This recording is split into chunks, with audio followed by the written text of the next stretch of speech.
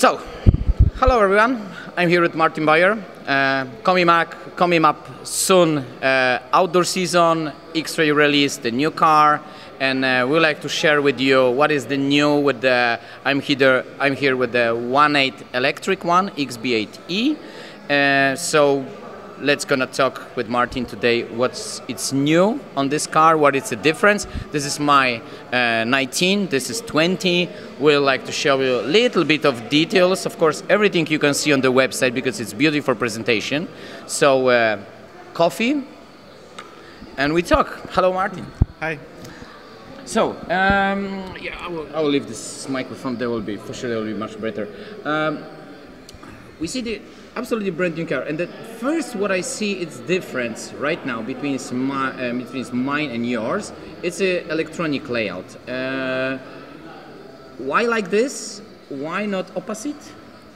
Well, this electronic layout you can use also in your 19 cars. Yeah. It's nothing new. Mm-hmm. It only depends which track where you drive. Then you can select if you run shorty or big battery. And if you run shorty, you can choose this configuration where you put the speed of forward, and then you can move the balance with the battery. And honestly, if I drive not some huge big tracks, I always like to run shorty because the car is much lighter and feels easy to drive and more like nitro car. Yeah, it's okay. not so lazy. So the basic stuff. It's when you go on the shorty battery, the car is not lazy. Let's say when we should be use the long batteries, because for example I drive all my last season in the long battery, very heavy weight, and this what you told me now. Yeah, that's true. The car was not super dynamic, let's say on the corners. But if we have the track like 50 seconds per lap, then we should be use also the short pack battery, or we should be use the long ones. Then on the limit for sure. Then you need to choose the big battery. So, but also like 7,000 milliamperes, 8,000 milliamperes. Something like this. Okay. So when the track is smaller, like 35 per lap, or even smaller. It can be smaller but still high speed, and then you still need a big battery. So it doesn't matter the lap time, but how fast is the track, actually how long you are on the throttle. And of course, it's about it's all about the driving style, because some of them push a lot and some of them drive very smoothly. So if you drive very smoothly, you can easily use the short ones. But if you use lots of throttles, then you should be try the short pack, because then you will destroy the battery. Yes. Okay, we done this. So okay, the main difference between the 19 and 18, let's say the chassis. The chassis is longer.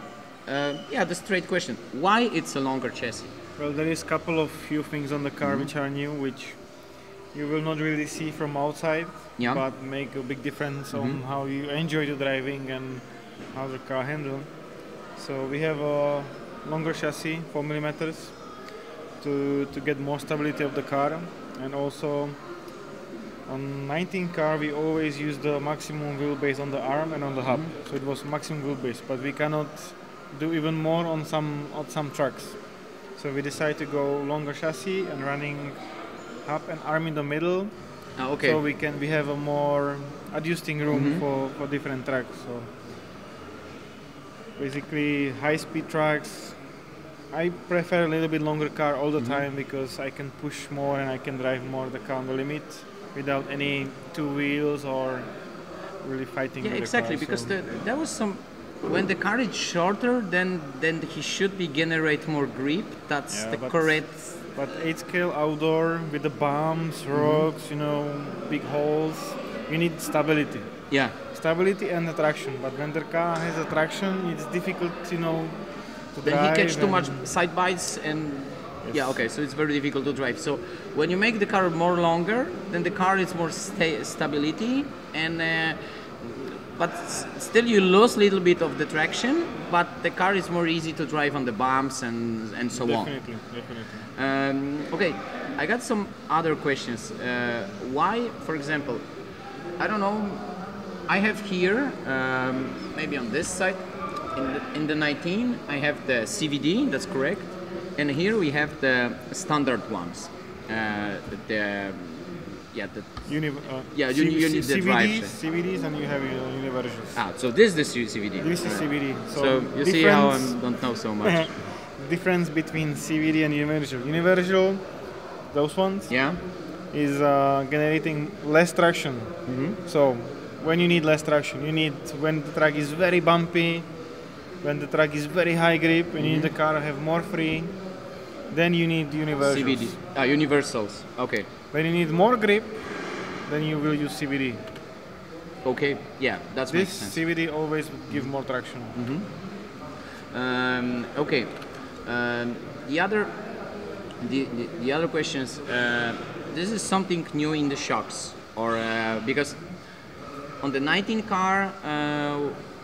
The 19 car come up with the, let's say the springs was 3 dots here, and then we have to, let's say, the buy one or something, then we have to get the 4 dots on front.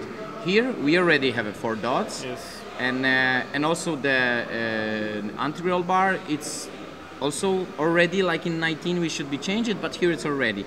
And what is the difference with between those shocks or the 20 shocks and 19 shocks?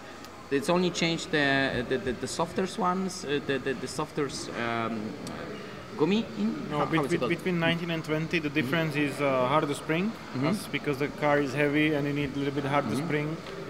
So it handles much easier to drive the car with 4 springs. And the shock membrane is same like 19. Okay. It's a honeycomb system.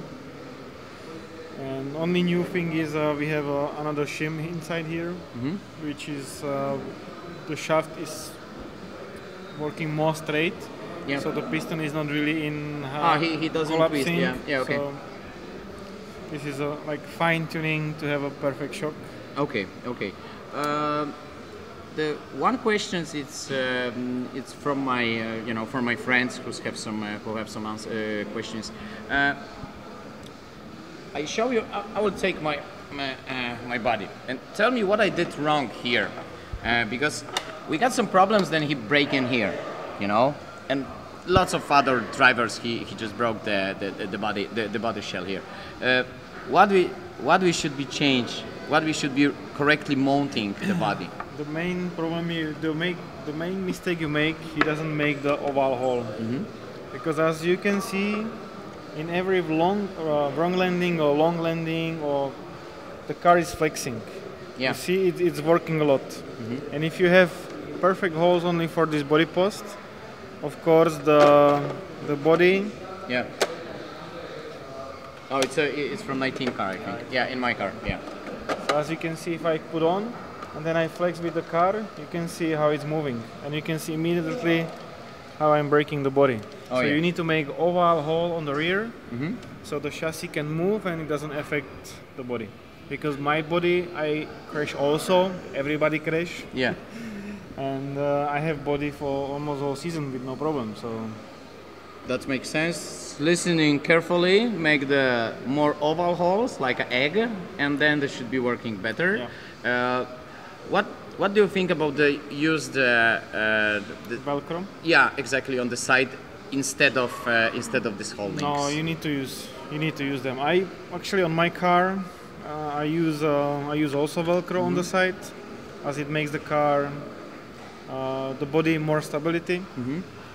But it's not something really necessary. But you need to use those body posts. Otherwise, the body is heavy, the car is heavy. If you crash, it will come off. So you need to use them. One of the last questions, Martin, about the electronic layouts and about the electronics. The Hobby Wing that elevated to X-Ray long time, the very nice electronic. Why you use the short course Speedo instead of of course, the top one high speed Speedo and the 1900 kV engine? Yeah, that's correct. It's that engine, and all the X-Ray drivers use that electronic. Maybe others because I didn't see. But why is that one? It's really really cheap one instead of this what we have on market. And you know, the Pro Driver, why the Pro Driver use not super expensive electronic? Yeah, that really, there is lots of questions like that, you know. And I mean, let's explain. Hobbywing has two types of the speed control. Yeah. One is this one, which is called SCT, and the other one is Plus. Because this class maximum use 4S batteries, I don't need to use the Plus one, which allowed to run 6S. Yeah. And Plus one is also bigger, heavier. Also, delivery more, I think, amperes. Yeah. But on this class, you don't really need. You need more smooth drives. Yeah, but you maximum you can use 4S, so no point to putting the speedo for 6S. You know. Okay. So this one does fit perfectly because it's smaller, nicer. So we use this one, and motor we use 1900 kV. Yeah. Just because if I put 2200, I think is the next one. It's just too much power. Already now, for me, the power is it's good enough. Is good enough, so I don't need more power. And also, when you go into the the menu of the speedo, there is not so much in this menu. Like it's, for example, the Plus one. Then you have much more options and all the turbos and so you don't have to do so much in the speedo, and you don't have to do so much in the engine, of course. Only what you have to do is enjoying of driving. That's perfect, no? Yes. So listen up. When you're gonna choose the car, look how the difference it's electronic layout. I think you should if you think about it, you should try the 20 car. It's not so much. You don't have to invest so much to enjoy the car. You can choose not so expensive electronic. This is not expensive electronic. This is really good and not expensive electronic. This is very nice for the customers because don't have the money to invest for I don't know, 300-400 euros for the electronics. So let's check the car. Check the presentation on the video.